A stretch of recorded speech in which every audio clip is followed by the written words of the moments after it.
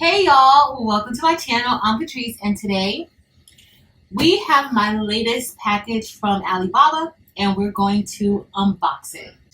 Hey y'all, welcome to my channel. So we are going to be unboxing this package that I got from Alibaba, and I made a purchase maybe about a week ago for Clack fans. And those are the fans that are super popular right now, very, very trendy. And we are going to be seeing what these fans are like. Now, Alibaba is a wholesale website based in China, and you can purchase items at wholesale cost, or actually the cost you're purchasing directly from the manufacturer of these items. Okay, so you're getting them at a very, very low price. However, what adds up is the shipping. You either can ship it sea freight, or you can do express shipping, or they do have a combination sea freight and express shipping. And with that, it's delivered directly to your door. Okay, so I have been shopping on Alibaba for a few years now, and well, maybe about 6 years I've been shopping on Alibaba, and I absolutely love it. They are my go-to. There are some things that you need to look out for, and if you guys are interested in seeing a little more about Alibaba, please leave me a comment below to let me know. If you are interested in seeing how to order from Alibaba, I do have former videos showing how this process usually works and what are some best practices when ordering from Alibaba.com. All right, so let's get into opening this box and seeing how these items look. I'm super excited about this, y'all. Let's get started. All right, guys, so let's open up our package and see what these fans look like. Now, I ordered 100 of them because I think that was the MOQ, which simply just means the minimum that you can order. Some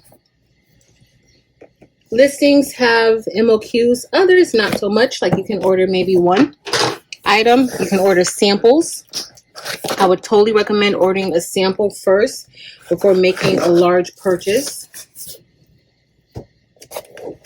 It will cost you a little bit more to order a sample. However, you won't waste any additional funds. Like you'll know, okay, this is something that I like or something that I don't like. All right, so these are the Clack fans that we have. All right, and there's 100 in the box. I ordered the ones that had the black hardware, and there's also, I guess for each one it comes with, maybe this is the double-sided tape. That's what it looks like here. So each one is individually packaged. Yep. And each one has the double-sided tape. Not bad. This is going to be your sublimation material. Now, it's not like cloth. It's almost kind of like nylon a bit. A little bit not like nylon. As you see, it's not all that thick. So I want to see how it looks once it's subbed. And then you have your stems. So we're going to see how this is going to look. And this is pretty much how they're all packaged up. So now there's 99 left in here. What I always do though is I like to count all of the items that I get from Alibaba just to make sure that all were sent. And that way, if there's any problems, you can contact the supplier, or you can just contact Alibaba to file a claim. Okay, so we're going to check this out.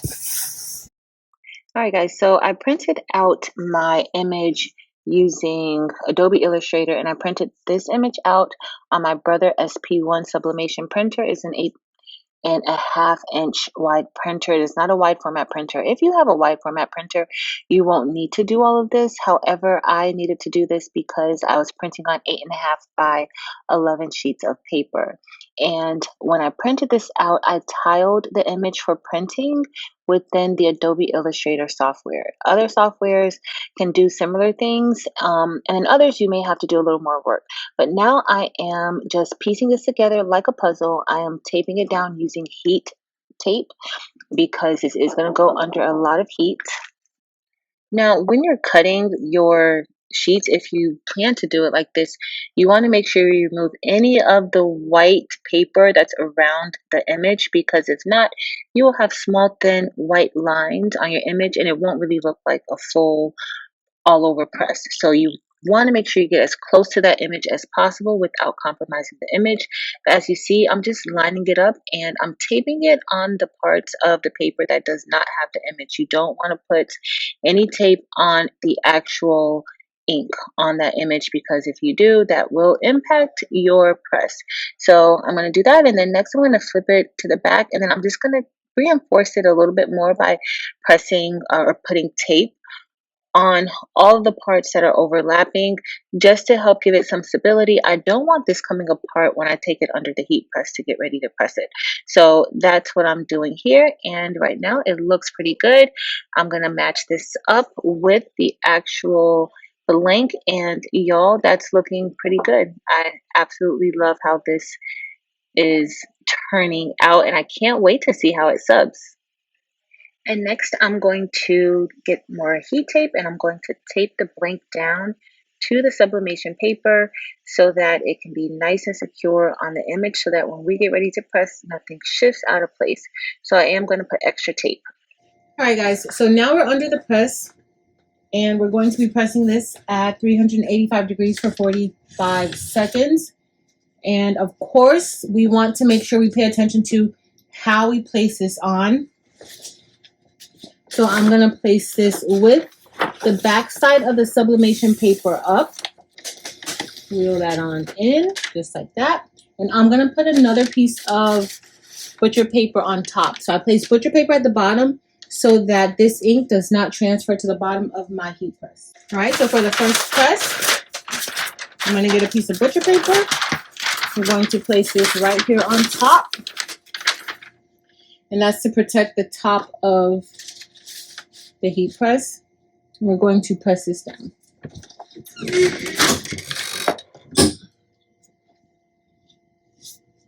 And again, this is pressing at 385 degrees for 45 seconds.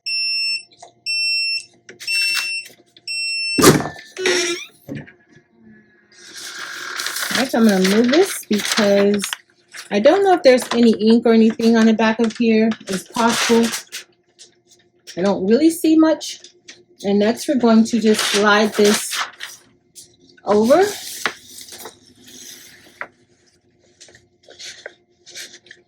You want to be careful. I'm not really worried about the butcher paper on the back side. We do want to make sure we're careful and get the rest of that in. And then we're going to get another piece of butcher paper. Now we're going to cover this side, and now we're going to press it. I'm pressing this for another 45 seconds. Now, if you have a super large heat press, you may not have to do it in multiple presses, but because we have this heat press and this is a 16 by 20, that's what we have to do.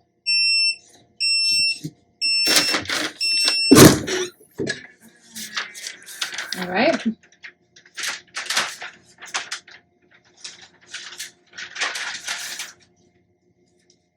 That's done. I still see a crease in the paper that I don't really like up here, but we're going to flip this over and see how it turned out. And see what I was talking about with this part right here? I don't necessarily like that, but we're going to see. And this is the back side of it. I'm going to press that in just a little bit harder, seam side. So we have those parts connecting. And we're just going to take this off. We're going to take this off.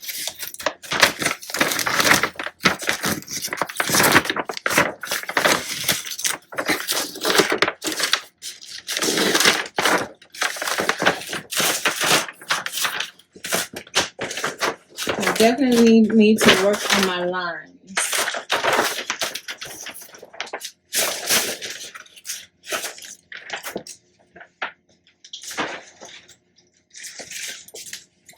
All right, so this is what we have. You can see the lines here.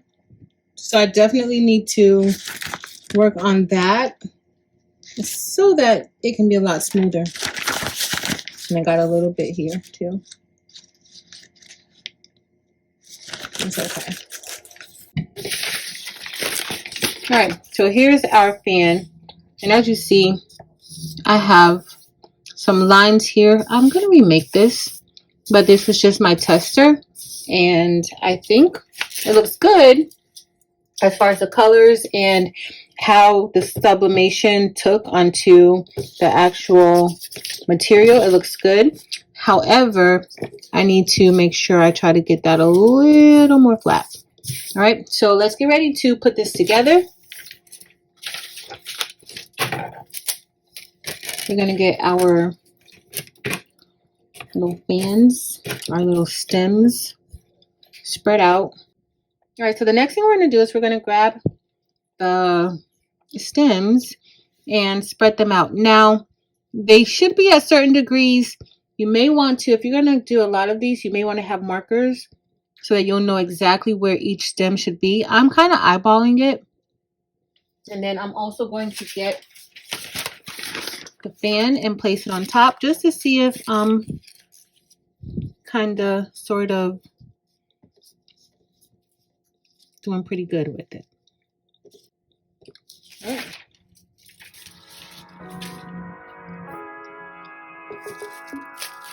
We're going to get these strips. And these are double-sided strips. I'm just going to place these on the stems.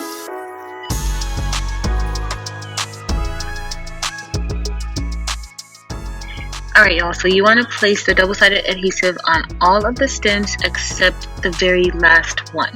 Alright, so we're just going to place this now. I do suggest placing the double-sided adhesive as far up as possible. So you want to start at the top of the stem and then come down, because if not, you will have some of your adhesive exposed if it cannot be covered by the actual fan itself. Alright, and so now I'm just going to go ahead and remove the backing so that we can press the fan on. Alright guys, so now we're going to get ready to line this up. I'm going to fold this in half a little bit. We have the double-sided adhesive on here already. And I'm going to kind of just line this up and get it right here at this edge. That's the best for me to be able to get it on there right. All right.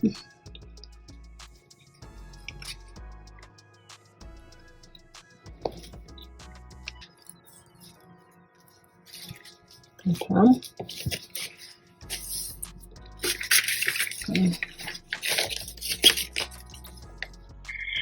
Alright y'all, so I was trying to get this on perfectly, but I do think that you will need some type of jig to kind of hold the base in place and at the appropriate distance. But nonetheless, this looks so good. I absolutely love it. And the last thing I'm going to do is put another piece of adhesive on the back side of the very last one that we didn't put adhesive on, and then we're just going to stick the fan on top of there. But y'all, this looks so cute and my student absolutely loves it.